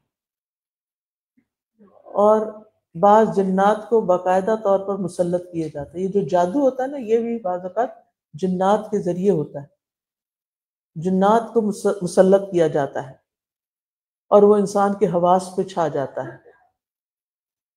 تو بہرحال بچنے کی صورت کیا ہے؟ یہ دعا، اللہ وہ میرے پاس پھٹکے بھی نہ، آئیں بھی نہ، یہ بہت جامع دعا ہے، اور اس میں شیطان کی اکساہٹیں، اس کے وسوسے، اس کی اذیت، یہ ساری چیزیں شامل ہو جاتی ہیں۔ اور پھر آپ دیکھیے کہ شیطان کے شر سے پناہ مانگنی چاہیے۔ حدیث میں آتا ہے رسول اللہ صلی اللہ علیہ وسلم نے فرمایا تم شیطان کو برا بھلا مت کہو بلکہ اس کے شر سے اللہ کی پناہ طلب کرو۔ یعنی اس میں بھی ہمیں بتایا گیا کہ اس کو گالیاں دینے کا کوئی فائدہ نہیں، اپنی زبان سلامت رکھو، اس کے شر سے اللہ کی پناہ طلب کر لو۔ کتنا خوبصورت ہے ہمارا دین۔ اور شیطان کا خطرہ بہرحال سارے خطرات میں سے بڑا ہے، اور وہ انسان کی ہر چیز میں شریک ہو جاتا ہے، لیکن جس کام کو اللہ کے نام سے شروع کیا جائے وہاں سے شیطان بھاگ جاتا ہے۔ اچھا گھروں میں بعض اوقات غیر معمولی واقعات پیش آتے ہیں، آپ آرام سے کمرے میں سو رہے ہیں، گھر میں کوئی ہے نہیں، اچانک باہر بتی جل جاتی، یہ باتیں بھی لوگ بتاتے ہیں۔ کبھی پانی کھلنے کی آواز آتی ہے، کبھی لگتا ہے اوپر والے فلور پہ کچھ چل رہا ہے، کبھی سیڑھیاں چڑھنے کی آواز آتی، کبھی کوئی پرچھایا سا نظر آ جاتا ہے، اس طرح کی چیزیں بھی ہو رہی ہوتی ہیں۔ تو اس میں بھی اللہ سبحانہ تعالی کا حکم مانے تو ٹھیک ہو جائے گا معاملہ. ایک ایک بزرگ تھے، تو ان سے کسی نے شکایت کی کہ رات کو اچانک گھر کے دروازے کھل جاتے ہیں. تو انہوں نے کہا کہ سنت پر عمل کرو، بسم اللہ پڑھ کے دروازہ بند کرو، شیطان نہیں کھول سکتا. تو انہوں نے اس پہ عمل کیا اور وہ مسئلہ حل ہو گیا. سمپل سی بات ہے حدیث میں، مگر حدیث ہی نہیں کسی نے پڑھی تو علاج ہی نہیں. پھر پریشانی پریشانی، کبھی اس پیر کے پاس جا رہے ہیں، کبھی اس کے پاس جا رہے ہیں، اور مسئلہ حل ہی نہیں ہو رہا. پھر اسی طرح اگر خوابوں میں شیطان ڈرائے تو کیا کریں؟ اس کی بھی دعائیں ہیں. یا کہ نستعین کس کس کے پاس ہے؟ کافی، لیکن کچھ کے پاس نہیں ہے. آپ سب کے پاس وہ کتاب ہونا ضروری ہے. اس میں برا خواب آنے پر دعا پڑھنے دعائیں لکھی گئی ہیں. اگر نہیں تو اس کی ایپ ڈاؤن لوڈ کر لیں، فری ایپس ہیں یہ آپ کے لیے، بڑی محنت سے تیار کی گئی ہیں تاکہ آپ کا فائدہ ہو. ٹھیک. پھر آپ دیکھیے کہ بعض اوقات یہ ہوتا ہے کہ شیطان آپ کے دل میں وسوسہ ڈالتا ہے. مثلاً کوئی لڑکی اپنے بھائی کے ساتھ شاپنگ گئی ہوئی تو وہ ایسے دیکھیں گے لگتا ہے یہ کسی لڑکے کے ساتھ کر رہی ہے، اور پھر تحقیق نہیں کریں گے، کسی اور جگہ پھیلا دیں گے. وہ لڑکی اس کا نہ رشتہ لینا، وہ لڑکوں کے ساتھ گھومتی ہے، اب وہ اس کے راستے پر رکاوٹ کھڑی کر دی. یعنی اس طرح برے برے خیالات. تو ویسے تو یہ کہ اپنے بارے میں کسی کو بدگمانی کا موقع نہیں دینا چاہیے. اگر کوئی ایسا بندہ نظر آ جو سکے کہ بھائی جان کے ساتھ میں آئی ہوں فلاں کام سے، تاکہ اس کو پتہ چل جائے کہ اسی طرح شیطان لوگوں کے سینوں میں وسوسہ ڈالتا ہے اور وہ ہمارے بارے میں پھر برا سوچتے ہیں. لہٰذا یہاں جن اور انسان دونوں شریک ہو جاتے ہیں. ایک دن شیطان ڈائریکٹ آپ کے اندر آ کے کوئی چیز ڈالتا ہے، ایک یہ کہ کسی میں ڈالتا ہے پھر وہ آپ کے اندر ڈال دیتے ہیں. بعض آپ کے دوست نہیں ہوتے، وہ شیطان کے ایجنٹ ہوتے ہیں. وہ آپ کو وہ باتیں کرتے ہیں جو آپ کے خلاف جاتی ہیں، نقصان ہوتا ہے آپ کا ان میں. تو ان سب سے بچنے کے لیے صبح اور شام 3 بار معوذتین اور قل هو اللہ پڑھا کریں.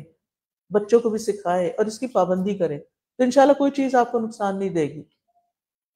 ورنہ یہ کہ یہ تو دشمن جو ہے یہ تو زندگی میں ہے ہی، اور اس کی دخل اندازی تو ہوتی ہے اور اس سے ڈرنا نہیں چاہیے.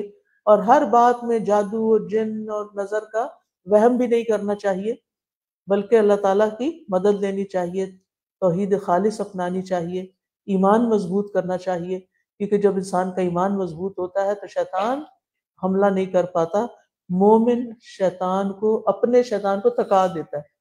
حدیث میں آتا ہے نبی صلی اللہ علیہ وسلم نے فرمایا مومن اپنے شیطان کو اس طرح تکا دیتا ہے جس طرح تم میں سے ایک آدمی اپنے اونٹ کو تکا دیتا ہے. اور نیک اعمال اور عبادت کو لازم کرنا چاہیے، صبح شام کے اذکار پڑھنے چاہیے، ویسے بھی اللہ کا ذکر کثرت سے کرنا چاہیے، اور قرآن کریم کو تھام لینا چاہیے، قرآن کو سمجھ کے پڑھنا چاہیے. اور پھر صبح کی نماز، فجر کی نماز کبھی قضا نہ کریں، کیونکہ اس وقت شیطان آ کے گرے لگاتا ہے گردن پہ اور آپ کو سلا دیتا ہے، اور پھر سارا دن انسان کو سستی چڑھی رہتی ہے اور شیطانی اثرات رہتے ہیں. اٹھ کے ناک میں پانی ڈال کے اچھی طرح جھاڑنا چاہیے. نبی صلی اللہ علیہ وسلم فرمایا کہ شیطان رات ہمارے ناک کے بانسے کے پاس گزارتا ہے. ہر کام سے پہلے بسم اللہ، اور پھر کھانا کھانے سے پہلے کوئی چیز اٹھانے رکھنے یعنی کاموں میں بسم اللہ. دائیں ہاتھ سے کھانا پینا کیونکہ شیطان بائیں ہاتھ سے کھاتا ہے. گھر کو شیطانی چیزوں سے پاک کرنا چاہیے. رات ہوتے ہی حفاظتی اقدامات کرنے چاہیے. ایک کتاب ہے سونے جاگنے کے آداب، اس میں رات سوتے وقت کیا کیا کام کرنے چاہیے. یہ کتاب انگلش اردو دونوں میں ہے، وہ بھی آپ دیکھ لیجئے تاکہ آپ کو شیطانی حملے اور ان چیزوں سے بچت ہو. اپنی نگاہوں کی حفاظت کریں کیونکہ نگاہ بھی شیطان کا ایک تیر ہوتا ہے. حرام چیزیں دیکھنے سے انسان کے دل میں وہ چیزیں آ جاتی ہیں. آج صبح میں سوچتی تھی کہ بچپن میں نے ایک سین دیکھا تھا، 2 عورتوں کو چلتے ہوئے دیکھا تھا، اور اب تک وہ سین میرے سامنے کبھی کبھی آ جاتا ہے، اور وہ ان کا ڈریس پراپر نہیں تھا. میں نے کہا وہ میرے دماغ میں کیوں چپک گیا ہے. قدرتی جو آپ دیکھیں گے نا وہ آپ کی میموری کا حصہ بنتا چلا جائے گا، آپ اس کو نکال سکتے ہی نہیں. نو وے. اللہ یہ کہ اللہ تعالیٰ اس کو بلوا دے تو بلوا دے. اور بعض چیزیں دیکھی ہوئی ایسے ہوتی ہیں کہ وہ زندگی میں بار بار آپ کے رستے بدل دیتی ہیں، آپ کو ہانٹ کرتی ہیں. تو اپنی نگاہوں کی حفاظت، اسکرین پر بھی اپنی نگاہوں کی حفاظت. آپ بعض اوقات ایک اچھی چیز دیکھ رہے تو بیچ میں غلط قسم کا ایڈ آ جاتا ہے، اپنے غض بصر کریں، اپنی نگاہیں پھیر لیں، اس کو مت دیکھیں. اور پھر آپ دیکھیں کہ نیک صحبت لازم ہے، کیونکہ شیطان اس کے ساتھ ہے جو جماعت سے علیحدہ ہو جاتا ہے، آئسولیشن میں چلا جاتا ہے. کل بھی میں نے اس پہ اسٹریس کیا تھا کہ تنہائی کا شکار نہ ہو، اکیلے نہ ہو، ساتھ رہیں. اور اسی طرح حدیث میں یہ بھی آتا ہے کہ جس گاؤں یا بستی میں 3 لوگ ہوں اور نماز با جماعت کا اہتمام نہ کریں تو شیطان ان پر مسلط ہو جاتا ہے. لہٰذا تم جماعت کو لازم پکڑو، بھیڑیا ہمیشہ دور رہنے والی اکیلی بکری کوئی کھاتا ہے. تو جس کا تعلق نماز سے ہو، مسجد سے ہو، تو وہ شیطان کی شر سے بچا رہتا ہے. تو اللہ سبحانہ وتعالیٰ سے دعا ہے کہ اللہ ہمیں اس مردود دشمن سے محفوظ رکھے. بس آج اتنا ہی کافی ہے کیونکہ ٹائم بھی ہو چکا ہے اور آپ کے اور بھی کچھ کام شام ہیں. تو اب یہ ہے کہ اچھا جی دعا کر لیتے ہیں، دعا کرتے ہیں انشاءاللہ. کچھ لوگوں کی شاید گریجویشن سیریمنی تھی، وہ اس کو میں نے بہت اہمیت نہیں دی، لیکن یہ کہ ان کو میں اہمیت دے دیتی ہوں، وہ آئیں اور سلام کر کے گزر جائیں. ٹھیک ہے.